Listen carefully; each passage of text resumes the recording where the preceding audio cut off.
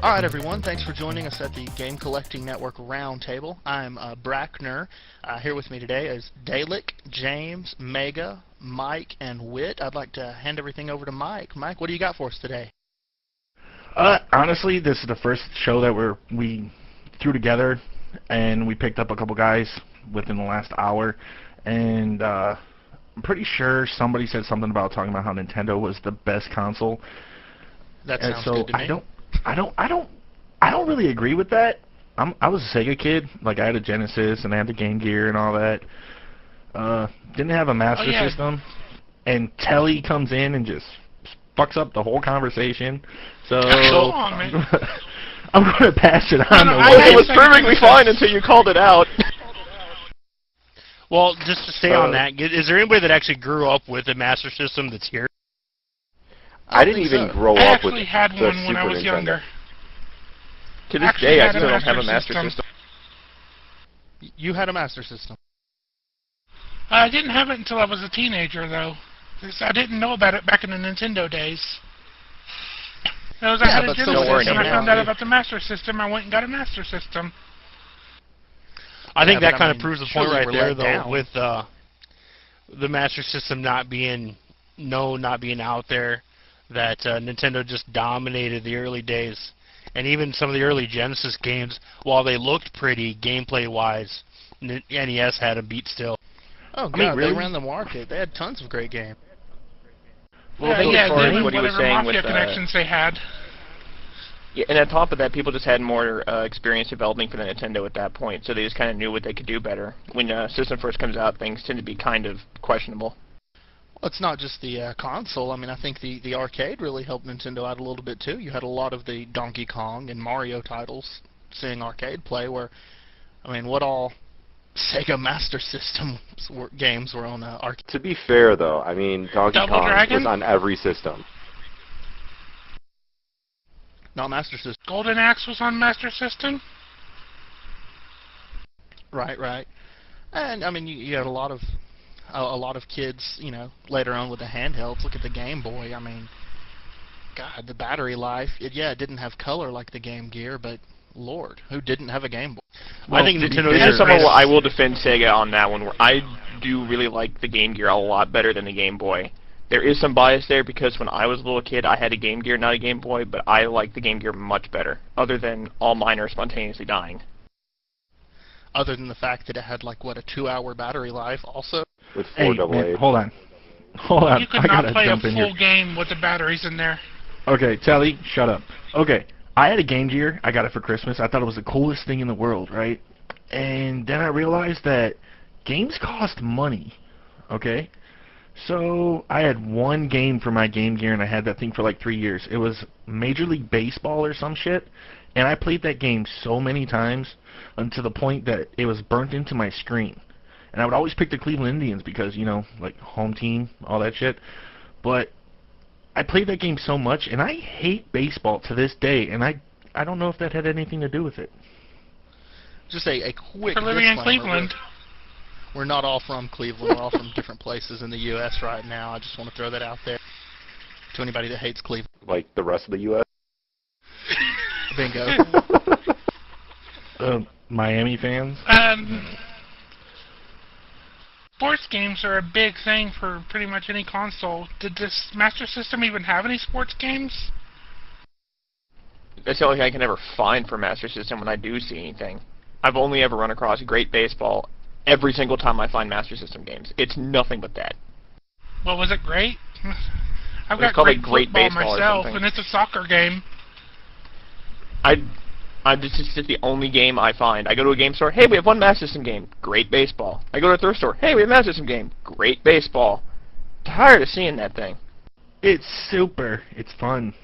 It's great. Yeah, but if you go to buy it, well, if you go out to specifically buy it, then you won't find it anywhere. The only thing you'll ever find is Great Football and Black Belt.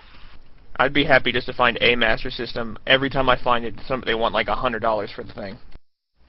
That's the same here. I've never seen a Master System in the wild, and I've gone to a lot of thrift stores, a lot of yard sales. Local Shops has a boxed one for $149, and I almost put on for.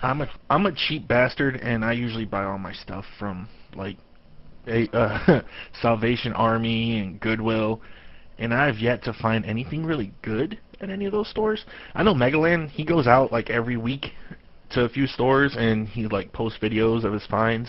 I think he had a GoPro camera one day and he was like counting all of the duplicates or something. It was actually pretty cool.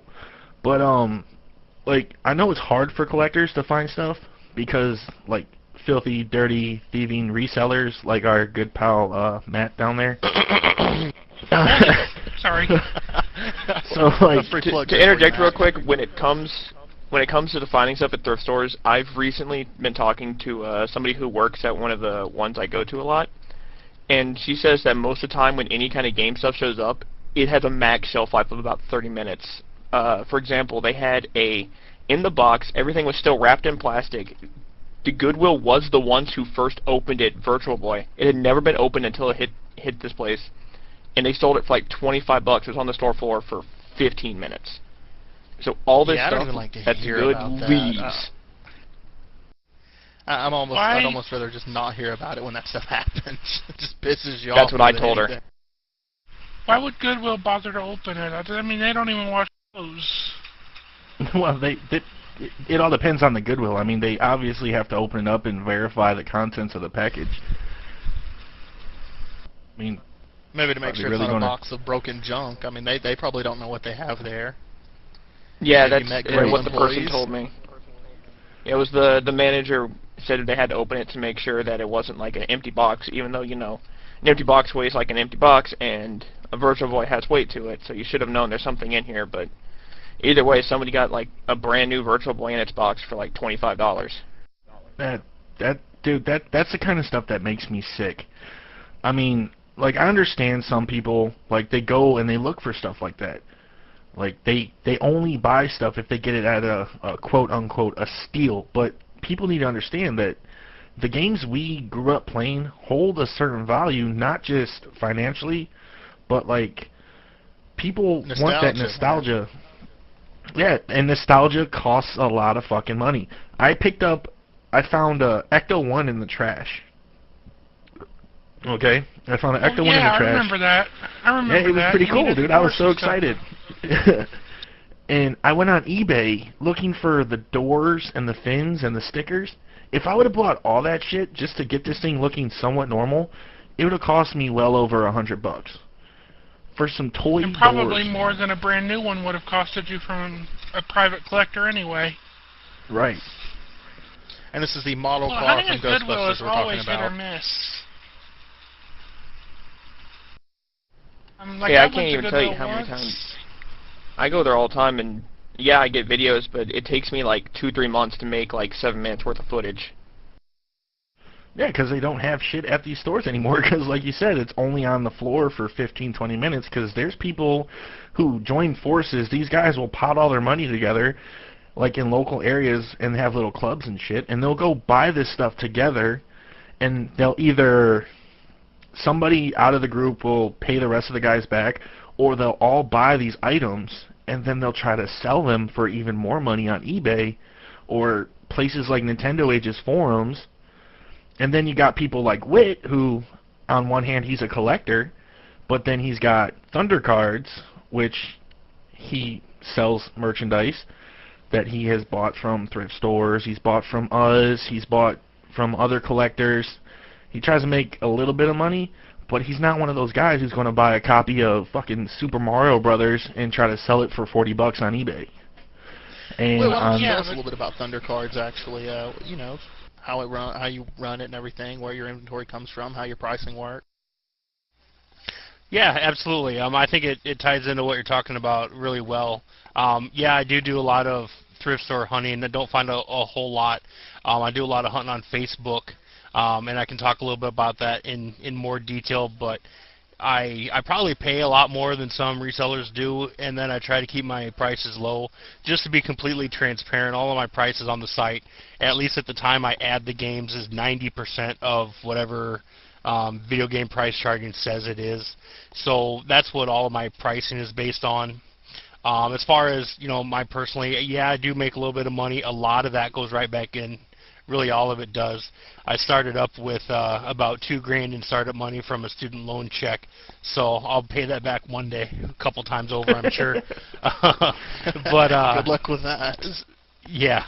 So as far as, you know, paying myself or actually making money, there's been times when, yeah, Thundercards has paid a bill or two when we needed it, but otherwise, you know, I'd slip, you know, games here and there into my personal collection, and I'm going about my personal collection strategically, I guess. And I was going to ask a little bit about your guys' collecting strategies, if you have one at all, for the specific systems, and we can talk a little bit about that too. But yeah, Thundercards is a nice distraction. It fills every last bit of my free time, whatever little there is between work and school. But I guess really that's it. You know, Thundercards.com is the site, of course. But yeah, I try to be fair. I try to market to the collector.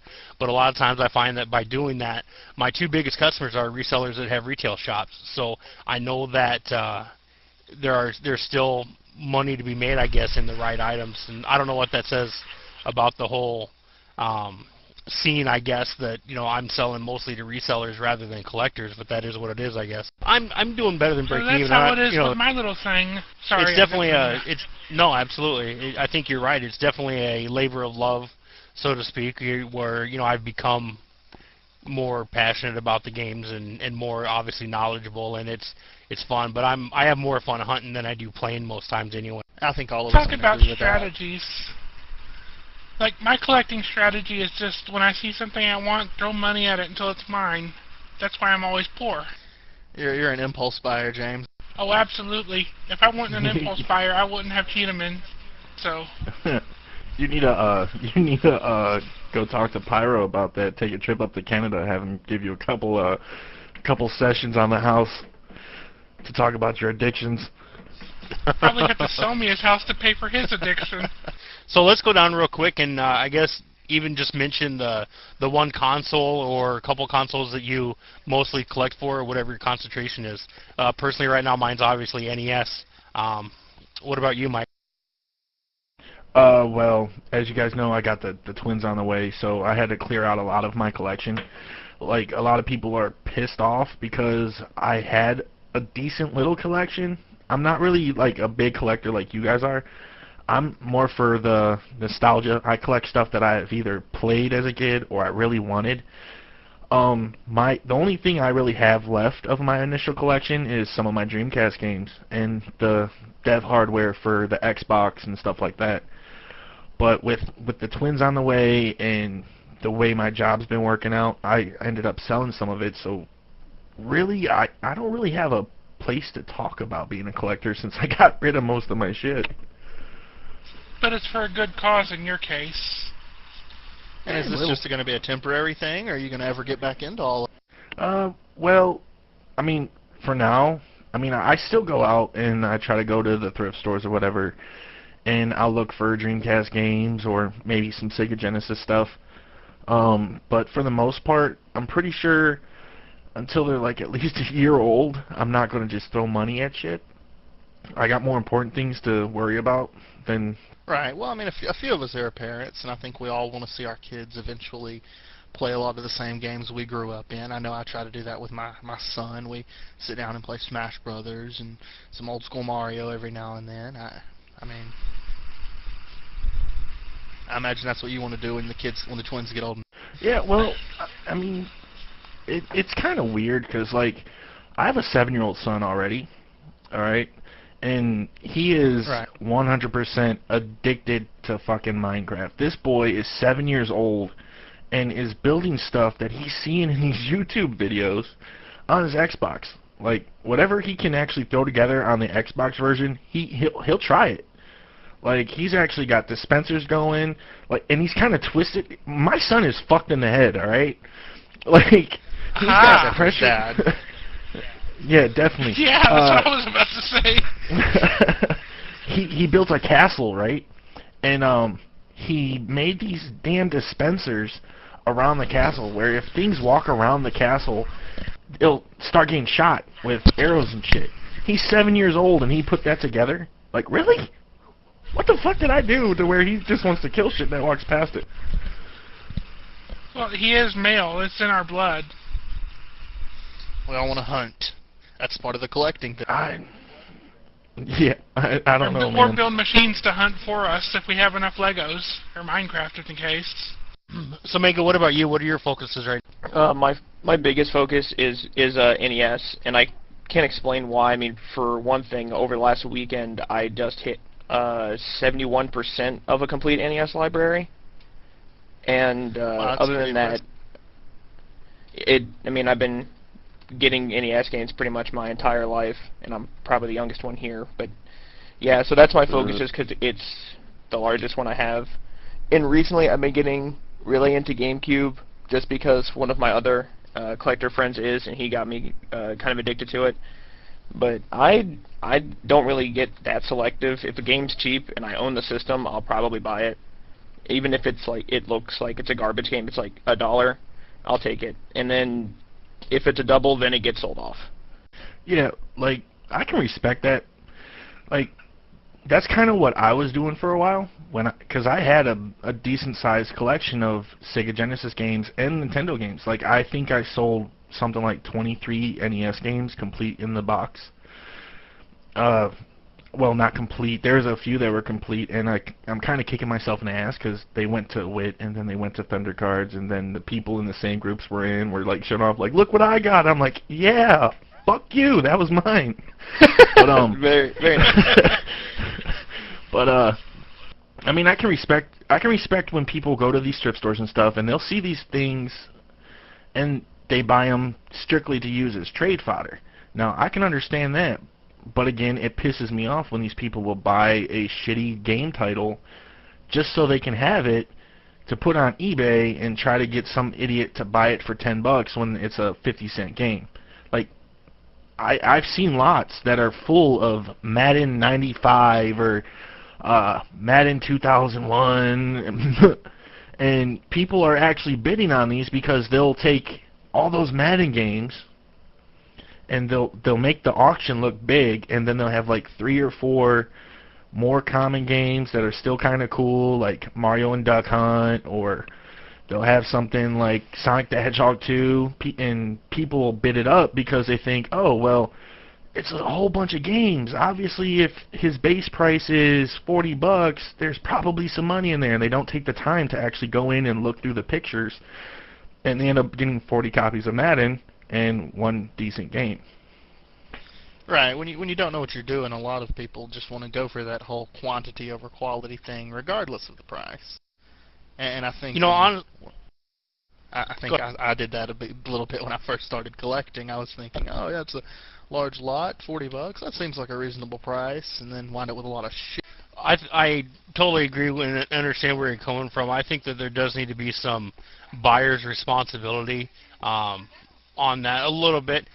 The problem I have with it is those resellers that'll list those lots, say it's 40 games and say there's 1 or 2 decent games on it, and then they have a stupid buy it now of $100 when the games aren't worth it. The issue happens for me when then you've got somebody that's selling on Craigslist or even Facebook or whatever, and then they base their pricing on that buy it now lot that's sitting there rather than something that's a little more realistic, even, you know, the sold auctions or whatever. I like that big lot that's $100. Buy it now, and then it'll say or best offer, and they won't take anything less than $98 for it. Why even bother? You know. That usually comes in play when somebody. What I've noticed anyway is on eBay when people do those buy it nows or best offer things, they spent close to retail price, quote unquote, for that item. Okay, so if somebody spent $200 on a fucking shitty copy of Earthbound, and then they found a decent copy for $150, they're trying to sell their shitty copy for that $200 that they just blew because they were impatient and impulse buy. I don't know anything about impulse buying. Yeah, you're out of your pointing fucking any mind. fingers there. To quote, I throw money at it until it's mine. He one did to say gossip, that. so you ain't heard that from me. Yeah, you can go back in the archive and hear it. Yeah. And I know we got a couple people in the IRC channel that like spend way too much fucking money on video games. House. Like, Guilty. oh, definitely, dude. House will spend $1,500 on a fucking game, and it will sit on a shelf and not be played. And what I'm getting at is, do you guys at least play the games that you buy once or twice before you put it in a box to be displayed? No. I normally will. I put it on a shelf. Put it on a shelf so you can take them down and play them easier. Forget boxes. I will say, when it comes to the stuff I buy, any cartridge game I will definitely at least put in so I can say what it is. You know, like, oh, this is like a Spy Hunter clone or whatnot. Some disc games I just put in long enough to make sure they work. And as far as boxes go, I don't have a whole lot of space to display everything, so like the games I'm not like playing at the time typically go in a box and stored somewhere just so like I still have it, I can still play it, but it's not something I'm playing at this moment, so I can just, you know, store it and then go back to it when I want to. What about you, Dalek? Do you have anything to add to this roundtable discussion? I mean, not really. I'm kind of getting out of it, so I'm trying to figure out where I'm going to move and all that, so I'm boxing up all my games, and, well, most of them except my Wii U and some other system I can't remember. Oh, like Smash Bros. And my N64. Talk to us a little bit about pinball. Oh yeah, so I do have my pinball machine. I have my Super Mario Bros. Pinball, and then I have a Rush 2049 cabinet that I'm converting to MAME. And then I have another MAME cabinet in my basement. So yeah. But I mean, I'm looking at, yeah. Well, I mean, I'm looking at building like a coffee table too, for like vertical games, so like Donkey Kong and 1943 and stuff like that. Have you seen the Donkey Kong barrel cocktail that they did? Yeah, I saw that. But it's kind of, I mean, I don't know if I'd want that in my house, you know? It's cool, but it'd be cool at a bar, but I'm not sure I'd like it in my house. You put it in a bar in the basement or something. You don't put it in the living room. Yeah. Right. I want something that's attractive. Like, there's, God, if you look on the internet for, like, a main coffee table or, like, an arcade coffee table, there's one out there that looks absolutely gorgeous. And it's kind of like a trapezoid on the bottom, and then the sides extend out and the controls like pull out of a drawer, and it looks amazing. That actually sounds pretty fucking cool. Where you can just sit there, you got your coffee table. When the monitor's off, it looks like a regular glass top coffee table, and then you just hit a switch or something, and you got Donkey Kong or Mario Verse, and you can just pull out the controls from the side or USB or whatever the hell you want to set up.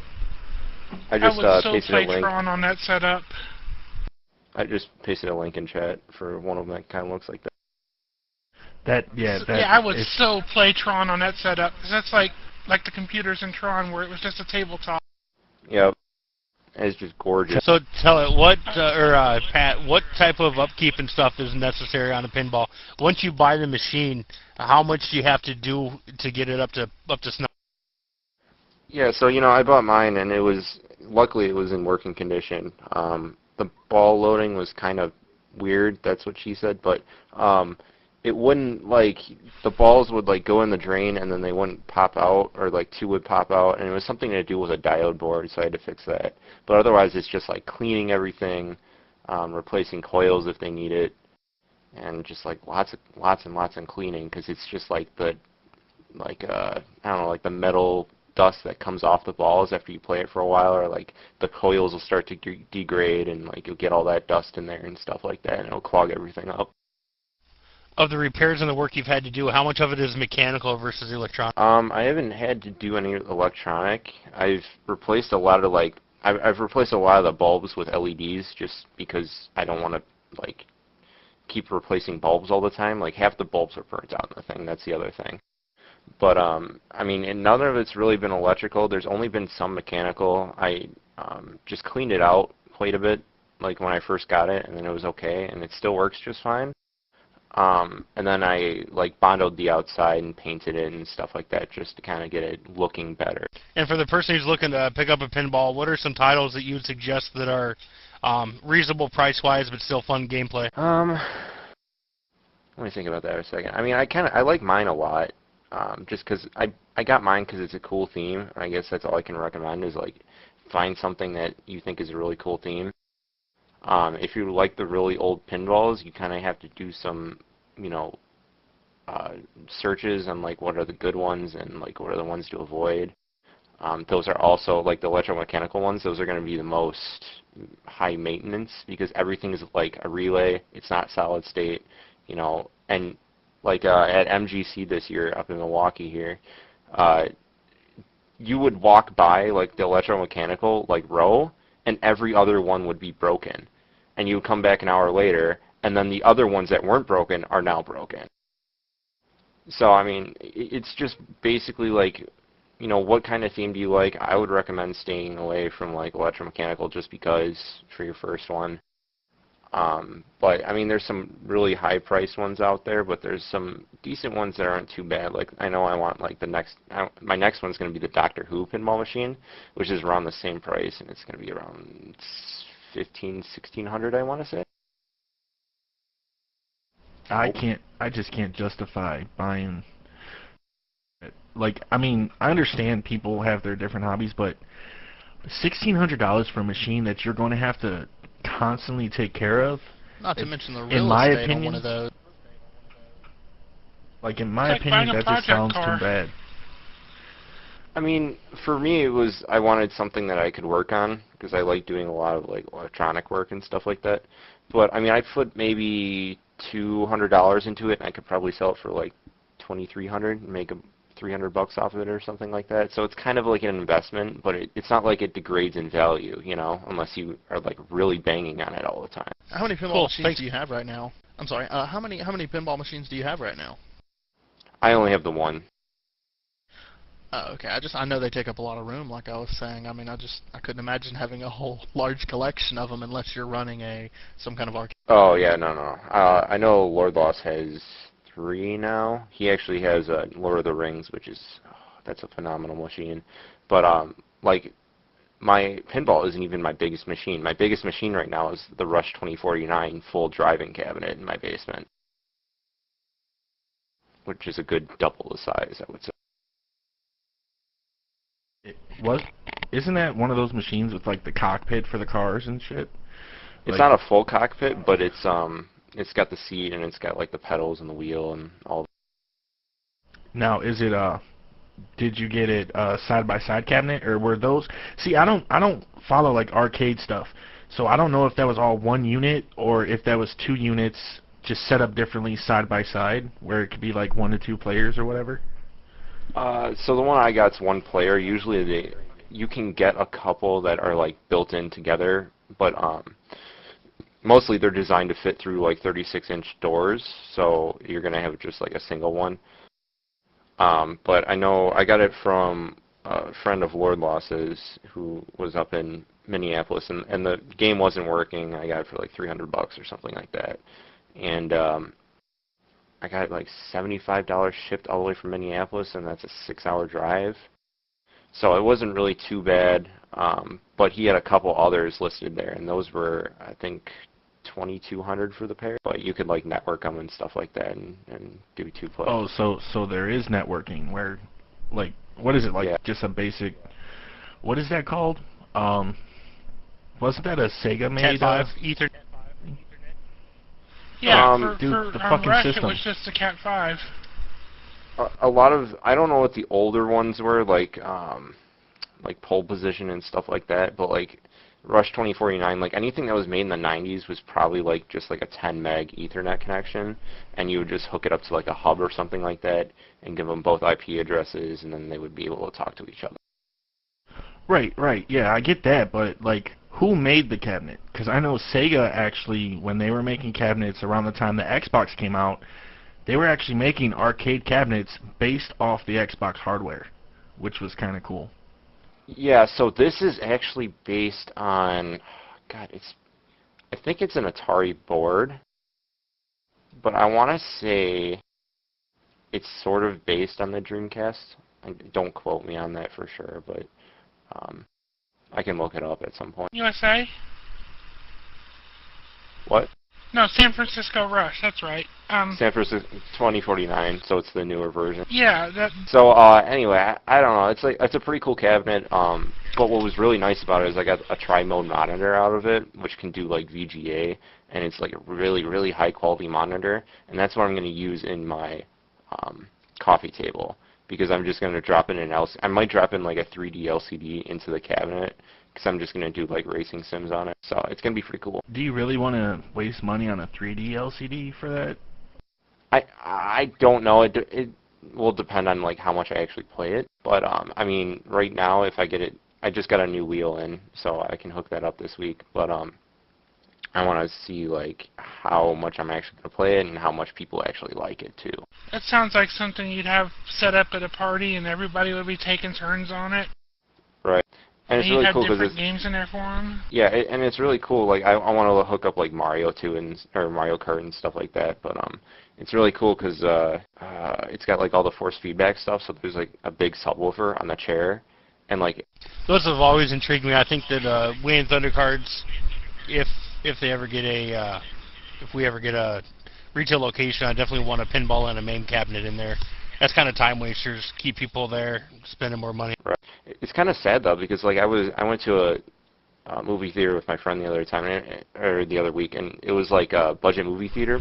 So it was $1 for the ticket to watch Amazing Spider-Man 2, but then you go in the arcade and it has an awesome Lord of the Rings pinball, and I spent $5 on that thing. It's $1 to see Amazing Spider-Man 2. You better demand your $1 back.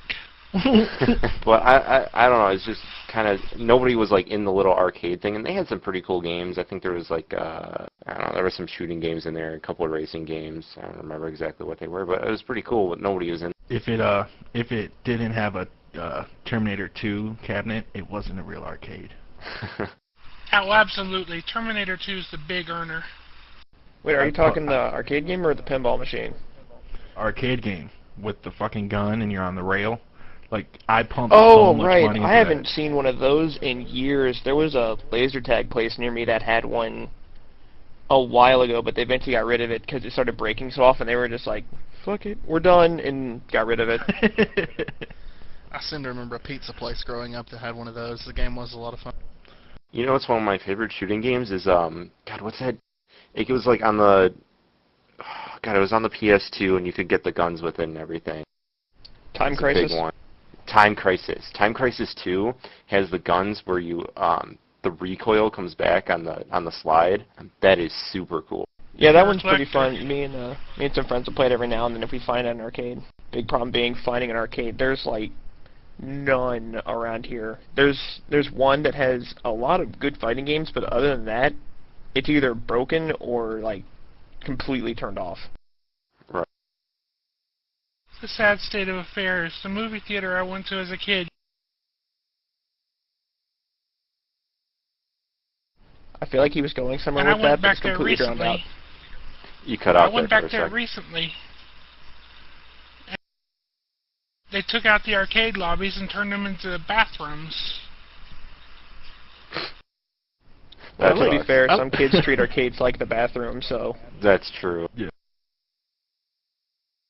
There's Like, a guy around like where I work, like 2 minutes from where I work. He opened up an arcade in this mall, and the mall like is notorious for just being an absolute crap hole, basically.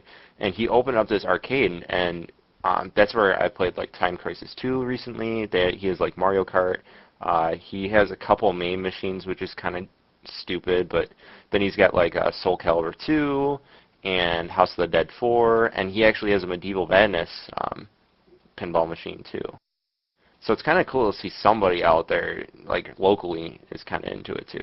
Yeah, it's always cool to come across arcades, although I have to say the one last remaining one, I'd still go to that mall every now and then just to see if he's selling off his stuff. Because there was some stuff in the back where he was selling, like, there was an Operation Wolf he was selling for like $150, and a couple other random things. But I'm sitting there just hoping that a lot of like the fighting games will end up selling, because he had Killer Instinct 1 and 2, Marvel vs. Capcom 1 and 2, Capcom vs. SNK 1 and 2. I'm like, please sell these, I want these in my house. Yeah, those are some pretty high-priced ones too. Yeah, and if Marvel the prices he vs. had on the other Capcom ones or 1. anything, like, they'll probably be cheap. There was one of the arcades that left my area had a Marvel vs. Capcom 2, but they wanted like $2,000 for it. And I'm like, I'm like 12. I don't have $2,000. I'm sorry. So Pat, you'd mentioned, or Dalek, you'd mentioned, I haven't seen somebody recent have a building where they had some arcades and pinballs and stuff, and I've seen that here too. We've got a pinball collector / repair guy who has a building and he's got his stuff in there. It's his personal collection, but he has it in there to recoup some of his costs and things like that. How do you guys feel about hobbies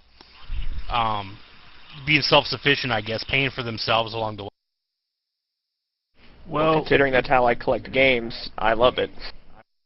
Yeah, I think it's almost a necessary evil, I guess you would say, in this hobby. I mean, you look at you, Whit. I mean, you have to do it pretty much to help keep up, and on a lot of people, there's no shame in it. Like I said, I'm fine with it, but when you start buying games just to sell them, you're a piece of shit. It's simple as that. Like there's no way to spin it. If you're just buying games to strictly make a profit, you shouldn't be buying the games, because then you're taking from people who can actually enjoy the stuff, or some kids who have never actually been able to experience it. Because my son saw a Nintendo, he looked at me like, "What the fuck is this?" I'm like, that's a Nintendo. Sorry. Yeah, I don't know. Like, I think like if somebody like has a hobby and they turn it into a job, like if they're totally self-sufficient off that for the rest of their life, or even if like they retired early or something like that, more power to them. But if a guy is going out and just buying games and reselling them, he's just a salesman. So that doesn't jive with me too well. No, it's well, not what on we're this, about. I have a bit to say on this kind of topic, because when I first really started collecting, I would just go looking for things I didn't have, and that's all I did. And then I'd go place and be like, oh hey, Knights of the Old Republic 2 for Xbox. This is like $25. So I only want like 5. Well, somebody's gonna have a great day when they find this, and I'd set it down and leave it. And then eventually a bunch of people were like, look, you can either pick that game up for 5 and make your $20 on it, or you can leave it there, and you can hope that somebody who just wants to play the game finds it, or the 30 resellers behind you at the Goodwill will beat you to it and make like, $30, $40 because they're going to sell it for more. So I always try and be like below market value so people who want the game can still get it, but to a point where I can still get something and continue collecting what I want. Now, have you thought about doing like 99 Gamers when that type of situation comes around? I actually haven't heard of that. Can you please explain? Yeah, It's so awesome basically site. it's like... I gotta recommend them, actually. Yeah, it's really cool because you can go and you can list your games on there, and you can trade games with other people. So you can like put a value of what you want your game to be, and you'll have a whole list of what you have and what somebody else has, and you guys can just like send each other games. And there's no money involved or anything like that. It's just Dalek, I'd like to interject real quick. Yep. Slightly different from that. I mean, I'm a pretty regular user. You don't quite trade with another person. You do get a 99 Gamers coin, and you set your game for whatever price, and they're usually all lower than whatever you would find on eBay. And shipping is included with your price. You don't charge any extra for shipping, and whatever you got, you get rid of. Whatever coins you get, you go and get something. And the nice thing is, you can buy coins if you want, but you're limited on how many games you can buy versus how many you've sold. So you can't be a scumbag reseller and buy up everybody's games and sell them all. Yeah, so you're not going to find JJ Games on there buying up everybody's shit and then selling it on eBay. So yeah, it works like it's a virtual currency, and I think they handle it pretty well. It looks pretty neat. You can find a centralized location for a lot of different traders. I'm fond of a system like that. It happened a lot with Magic cards as well. There are different places. It's basically point-based trading with a hub that kind of managed it all. And like they're real tight-knit with their community. Like the people behind the site, actually on their Twitter, they always communicate with people that have purchased, I guess, games through them. They actually started on Reddit, kind of like we did. Right. And like it was basically this dude got an idea with a couple other guys, and he's like, "Here, I made this for you. Check it out." And then it went from there. And now they're actually being involved in like interviews and in like Game Informer and Twitch streams and all kinds of stuff. And I like really, you can't really get better than that. Like that's actually pretty cool. That's a success story from the internet, from our little hobby, and those guys handled it pretty well just by being there for other people. I know it sounds like we've devolved into a 99 Gamers circle jerk momentarily, but I mean I got to say the site is nice with that, and they also do a giveaway every month. The guy that runs the site and a couple of the moderators all pitch in and get a some kind of giveaway, usually valued over $200, that they do give based on their Twitter account. You have to post pictures of games you've sold or bought on there recently, and I mean it's pretty. I have yet to win anything, but I still try. Sounds a little, he sounds a little jealous. He's Bracken bitter. doesn't get the good stuff. He's bitter and a little butthurt. So anyway, I don't know yes. if he doesn't get the good stuff. Hey, He we all found that can't win box PS3s Sears from Video Taco Arcade. Bell. I don't have a PS3 from Taco Bell.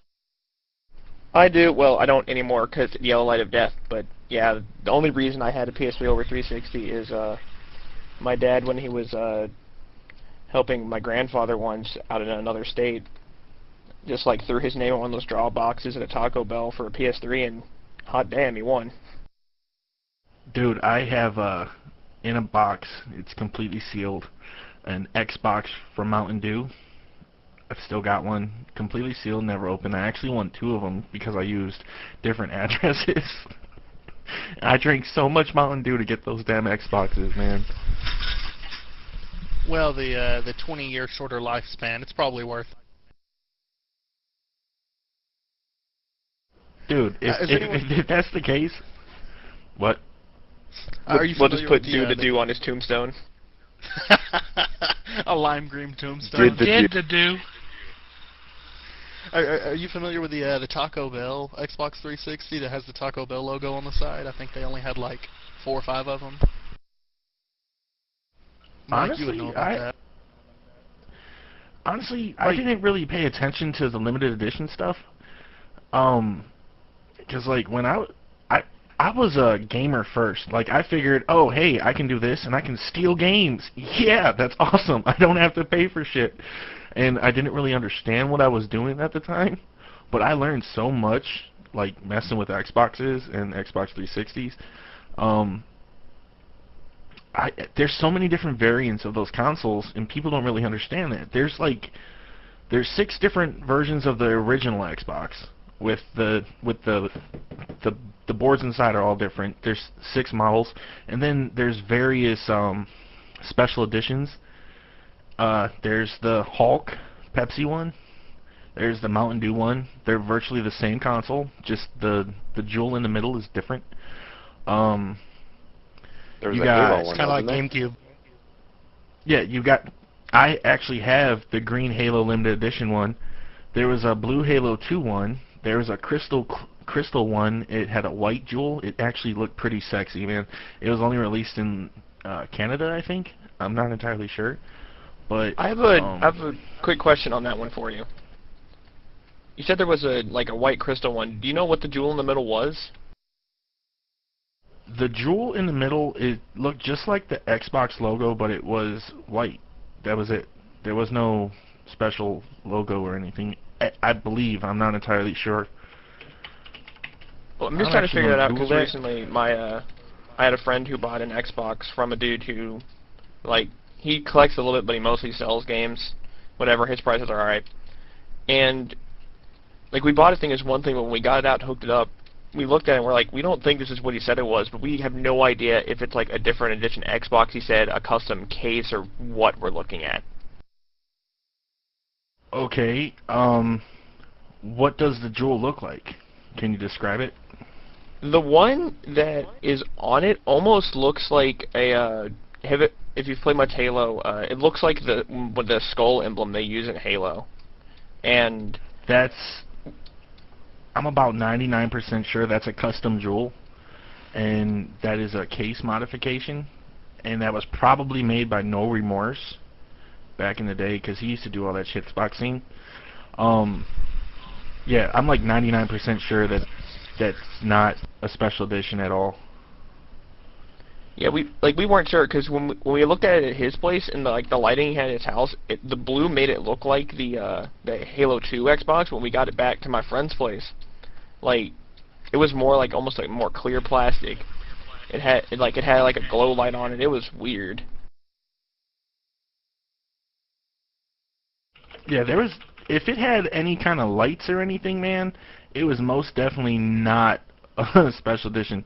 Microsoft did not make any systems with onboard LEDs inside that changed or lit up the console, unless it was a development kit, which showed like on the JTAG ports and stuff like that, and different connectors, there may have been an on or off light, but they didn't have anything for like controller ports or the jewel or the fins on the side. If there was any LEDs or colors or anything coming out of the sides of that system, it's not genuine. It's altered somehow. We might need to go take that back to the guy we bought it from then. You might want to go take a brick with you, because if he charged you for something like that, you might want to smack him. Yeah, we probably will. Cool. So, wanted to just go down the list for you guys real quick and see if you had any closing comments. I think we're ready to wrap it up, and definitely thanks for everybody joining us. Anybody have anything else they want to say in closing? I have something. Oh God. Uh-oh. Brace yourself. Thank all of you for joining us in the Care Bear Happy Hour. God damn it. Excellent. Why? Just why? We're trying to get people to listen to us, not scare them off. All right, wrap it up, dude. We're done. We're done here. This is slowly devolving. End it quick. All right. Well, thank you, everybody, at VGDB.io. That's VGDB.io. Great place to store your collections online. Play it on podcast for proving as some sort of inspiration for us tonight. Obviously, Game Collecting Network for hosting us tonight. It's been a blast. I do have a topic for next time if you guys want to think about it between now and then. Think about one of your, I guess, best retro gaming memory. Not necessarily yourself. I've got something in mind I'm going to share, but think about something old school that you really tie to gaming in general. All right, and to follow that up, I'd just like to thank you guys for stopping by, and maybe see you next week or the week after, whenever we figure out what we're going to do next.